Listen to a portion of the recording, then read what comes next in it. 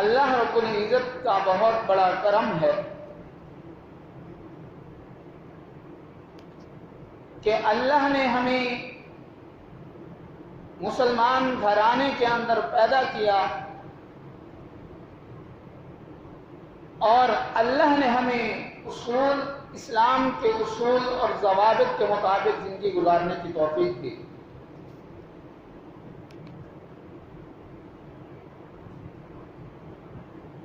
آج صرف دو باتیں سمجھنی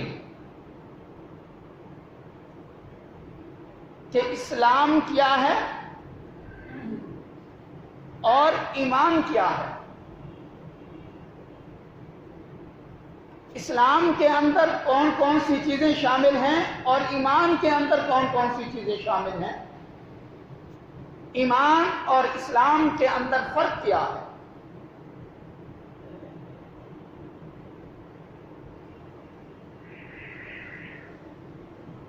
حضور علیہ الصلوۃ والسلام کی زندگی کے دو دور ہیں، ایک دور مکی ہے اور ایک دور مدنی ہے۔ گویا کہ آپ اس طرح بھی کہہ سکتے ہیں کہ حضور علیہ الصلوۃ والسلام کی زندگی کے دو ٹھکانے، ایک ٹھکانہ مکہ مکرمہ اور دوسرا مدینہ منورہ۔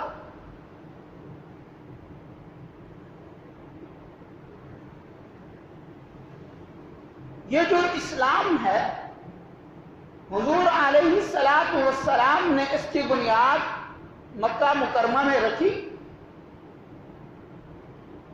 اور اس کی جو عمارت تعمیر ہوئی وہ مدینہ منورہ کے اندر ہوئی۔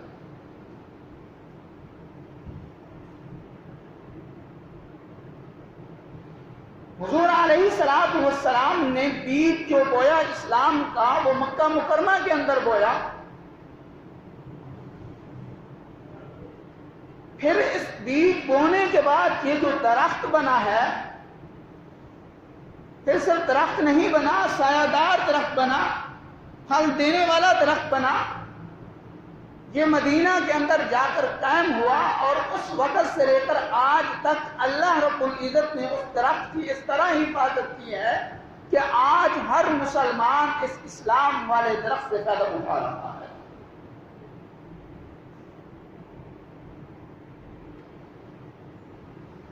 ایمان بنانے کی جو ابتدا ہوئی، اسلام بنانے کی جو ابتدا ہوئی، یہ حضور علیہ الصلوۃ والسلام نے مکہ مکرمہ سے اس کی بنیاد رکھی۔ جاہلیت کا دور ہے، خدا کی ذات سے ہر بندہ دور ہو چکا ہے، 360 خداؤں کی عبادت کی جاتی ہے۔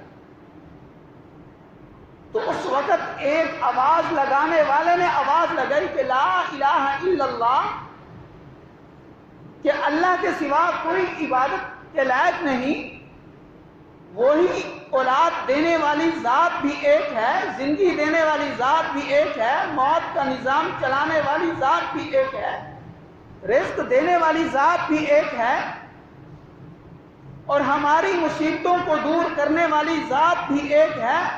اللہ لا الہ الا هو الحی القیوم لا تأخذہ سنۃ ولا نوم، یہ صرف ایک ذات ہے، آسمان اور زمین کا مالک جو ہے وہ صرف ایک ذات ہے، اور عزت دینا یہ بھی صرف اللہ رب العزت کے ہاتھ میں ہے، وہ عزت دینے والی ذات بھی ایک ہے اور ذلت دینے والی ذات بھی ایک ہے۔ قل اللہم مالک الملک تؤتی الملک من تشاء وتنزع الملک ممن تشاء وتعز من تشاء وتذل من تشاء بیدک الخیر انک علی کل شیء قدیر، ذو الجلال والاکرام والی ذات بھی ایک ہے۔ لا الہ الا هو الرحمن الرحیم عالم الغیب والشہادہ هو الرحمن الرحیم، غیب کا علم رکھنے والی ذات صرف اللہ رب العزت کی اکیلی ذات ہے۔ تو یہ جو ایمان اور اسلام کا پودے کی حفاظت کی بنیاد جو رکھی گئی، یہ حضور علیہ الصلوۃ والسلام نے مکہ مکرمہ سے رکھی۔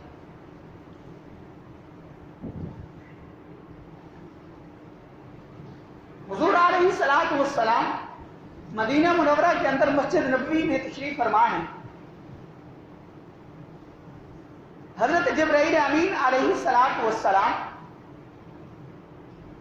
انسانی شکل کے اندر مسجد نبی میں تشریف لے آتے ہیں. حضور علیہ السلام سے سوال کرتے ہیں مل اسلام، کہ اسلام کیا ہے؟ تو حضور علیہ السلام نے اشہد ان لا الہ الا اللہ وحدہ لا شریک لہ واشہد ان محمدا عبدہ ورسولہ، کہ اللہ کی گواہی دینا، توحید کا اقرار کرنا اور رسول اللہ صلی اللہ علیہ وسلم پر ایمان لانا، اور کی نماز کو قائم کرنا، زکوٰۃ کا ادا کرنا، رمضان المبارک کے روزے رکھنا اور حج ادا کرنا اگر اس حج کی اطاعت رکھتا ہے، طاقت رکھتا ہے، صاحب استطاعت ہے تو حج ادا کرنا ہے. یہ آخر میں حضور علیہ السلام نے یہ الفاظ ذکر فرمائے. اب اس کے اندر دیکھیں کہ اسلام کے اندر جو ہے کلمہ توحید اور رسالت ہے، پھر اس کے بعد جو ہے نماز ہے، پھر اس کے بعد روزہ ہے، پھر اس کے بعد زکوٰۃ ہے، پھر اس کے بعد جو ہے حج ہے. اب حج جو ہے ہر انسان پر ضروری نہیں ہوتا. حج کی ادائیگی کے لیے دو چیزوں کا ہونا ضروری ہے، ایک مال کا ہونا ضروری ہے اور ایک صحت مند ہونا ضروری ہے. اور اسی طرح روزہ جو ہے یہ مسافر پر ضروری نہیں ہوتا، وہ چھوڑنا چاہے تو چھوڑ سکتا ہے. اور اسی طرح اگر کوئی بیمار ہے تو وہ اگر روزے کو چھوڑنا چاہے تو روزہ رکھنے کی جگہ پہ اگر وہ کفارہ بھی دینا چاہے تو وہ کفارہ بھی ادا کر سکتا ہے. پھر حضرت جبرائیل امین علیہ السلام نے پھر سوال کیا مل ایمان، ایمان کیا ہے؟ پھر فرمایا آمنت باللہ وملائکتہ وکتبہ ورسلہ والیوم الآخر والقدر خیرہ وشرہ من اللہ تعالی والبعث بعد الموت، کہ میں ایمان لے آتا ہوں اللہ پر، اللہ کی کتابوں پر، اللہ کے فرشتوں پر، اچھی اور بری تقدیر پر، اور مرنے کے بعد زندہ ہونے پر میں ایمان لے آتا ہوں.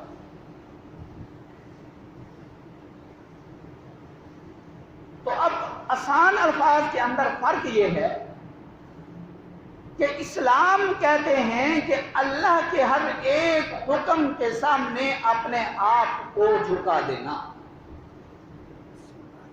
جیسے ہی اللہ کا حکم ہمارے اوپر نماز کا لاگو ہوا تو ہم فوراً اللہ کی اطاعت کے لیے اپنے آپ کو اللہ کے سامنے حاضر کریں. جیسے ہی اللہ کا حکم روزے والا ہمارے اوپر لاگو ہوا تو پھر ہمارے لیے یہ ضروری ہے کہ ہم تمام اپنی مصروفیات کو چھوڑ کر روزے کی ادائیگی کے لیے تیار ہو جائیں. جیسے ہی زکوٰۃ کا حکم ہمارے اوپر لاگو ہوتا ہے تو ہم اپنے دل سے مال کا لالچ، مال کی حرص کو نکال کر ہم اپنے مال کو اللہ کے راستے میں خرچ کرنے والے بن جائیں. تو ایمان اسلام کہتے ہیں کہ انسان ہر طریقے سے اپنے آپ کو اللہ اور اللہ کی رسول کی فرما برداری میں لگا دے. یہ کہتے ہیں اسلام. ایمان کیا ہے؟ کہ جن پر ایمان لانا ضروری ہے، اللہ پر ایمان لانا، رسولوں پر ایمان لانا، کتابوں پر ایمان لانا، فرشتوں پر ایمان لانا، قیامت پر ایمان لانا، اور اچھی اور بری تقدیر پر ایمان لانا، اور مرنے کے بعد زندہ ہونے پر ایمان لانا. جب مدینہ منورہ کے اندر فتوحات کا سلسلہ شروع ہوا، دیہاتی لوگ حضور علیہ السلام کی خدمت میں حاضر ہوئے. انہوں نے کہا قالت الاعراب آمنا، کہ ہم ایمان لا چکے ہیں. پھر اللہ رب العزت نے وہی فوراً اتار دی، قل لم تؤمنوا ولكن قولوا اسلمنا. اے میرے نبی آپ ان کو کہیں کہ تم ایمان نہیں لائے، تم اسلام لا چکے ہو. ابھی ایمان تمہارے دلوں سے نہیں، تمہارے دلوں کے اندر ایمان کی جو اہمیت ہے وہ ابھی تک تمہارے دلوں سے اجاگر نہیں ہوئی. وَلَمَّا يَدْخُلِ الْإِيمَانُ فِي قُلُوبِكُمْ،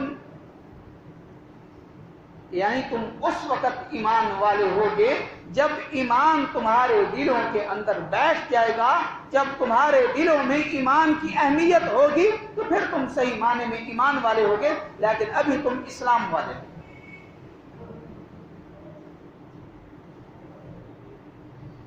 دو حدیث مبارکہ ہیں، سوال ایک ہے لیکن جواب مختلف ہے۔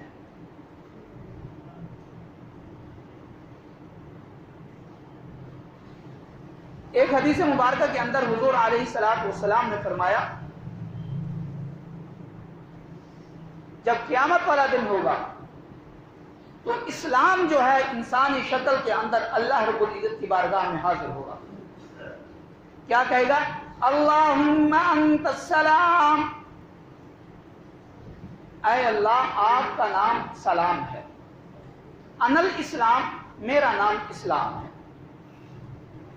اللہ رب العزت فرمائے کہ ہاں میں سلام ہوں، میرا نام سلام ہے اور تیرا نام اسلام ہے۔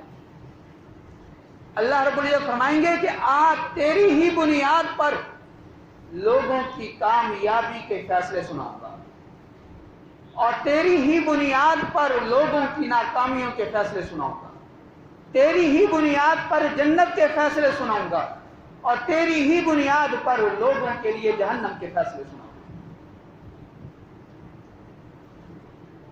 ایک صحابی حضور علیہ الصلوۃ والسلام کی خدمت میں حاضر ہوتے ہیں، حضرت عمرو بن عبسہ رضی اللہ تعالی عنہ۔ حدیث جبرائیل کہ انہوں نے سوال، حضرت جبرائیل امین علیہ الصلوۃ والسلام نے سوال کیا کہ مل اسلام، اسلام کیا ہے؟ تو حضور علیہ الصلوۃ والسلام نے کیا فرمایا کہ توحید کا اقرار کرنا، رسالت کا اقرار کرنا، نماز، روزہ، زکوٰۃ اور حج، یہ چیزیں ذکر فرمائی۔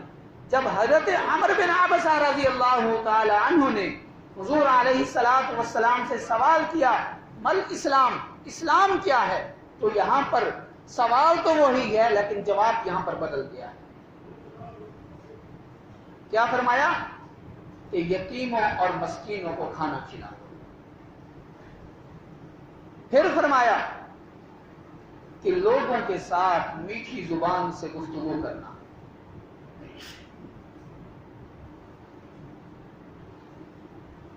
پہلے لوگوں کے دلوں کے اندر اسلام اور ایمان کی اہمیت کو اجاگر کرنا مقصود تھا۔ جب لوگوں کے دلوں میں ایمان اور اسلام کی اہمیت اجاگر ہو گئی تو جب دیکھا کہ حالات اس چیز کا تقاضا کرتے ہیں کہ لوگ یتیموں اور مسکینوں سے لاپرواہی والا تعلق رکھتے ہیں اور لوگ آپس میں ایک دوسرے کو زبان سے تکلیفیں پہنچاتے ہیں، تو پھر اس وقت حضور علیہ الصلوۃ والسلام نے دیکھا کہ اس وقت کس چیز کی کمی ہے، تو اس کے مطابق حضور علیہ الصلوۃ والسلام نے بتلا دیا کہ اسلام یہ ہے کہ یتیموں اور مسکینوں کو کھانا کھلاؤ اور اپنی زبان سے میٹھے بول بولو۔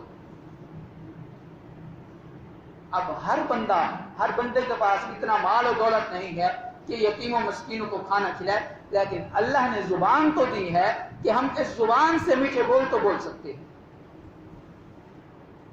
حضرت علی کرم اللہ وجہہ رضی اللہ تعالی عنہ کا فرمان مبارک ہے کہ تلوار اور تیر کے زخم تو مل جاتے ہیں لیکن جو زبان کے زخم ہوتے ہیں، جو انسان کے دل پر وار کرتے ہیں، یہ کبھی بھی ختم نہیں ہوتے، یہ ان کے نشانات باقی رہتے ہیں۔ ایک دفعہ حضور علیہ الصلوۃ والسلام نے صحابہ اکرام سے پوچھا کہ افضل اسلام کیا ہے؟ تو ایک صحابی نے کہا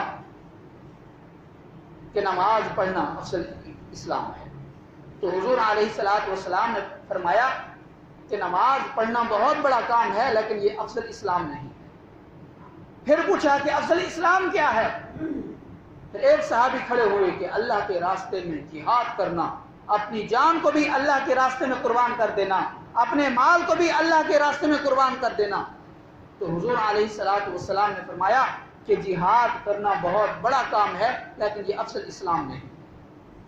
پھر ایک تیسرے صحابی کھڑے ہوئے کہ اللہ کے راستے میں اپنے مال و دولت کو خرچ کرنا، یہ افضل اسلام ہے۔ تو حضور علیہ الصلوۃ والسلام نے فرمایا کہ ہاں مال و دولت اللہ کے راستے میں خرچ کرنا یہ بہت بڑا کام ہے، لیکن یہ افضل اسلام نہیں ہے۔ پھر صحابہ کرام رضوان اللہ تعالی عنہم اجمعین نے عرض کی، اے اللہ کے نبی پھر آپ خود ہی بتلا دیں کہ افضل اسلام کیا ہے۔ تو پھر حضور علیہ السلام نے فرمایا کہ لوگوں کے حقوق ادا کرنا، جب ان سے گفتگو کرو تو میٹھے بول بولو، اگر کوئی تمہیں تکلیف پہنچا دے تو ان کو معاف کر دو۔ ایک حدیث مبارکہ سناتا ہوں، اس کے بعد گفتگو ختم کرتا ہوں۔ جو بندہ اس حدیث پر عمل کر لے گا تو اللہ کے نبی نے اس کے لیے جنت الفردوس کے اندر ایک محل کی ضمانت دی۔ وہ حدیث کیا ہے؟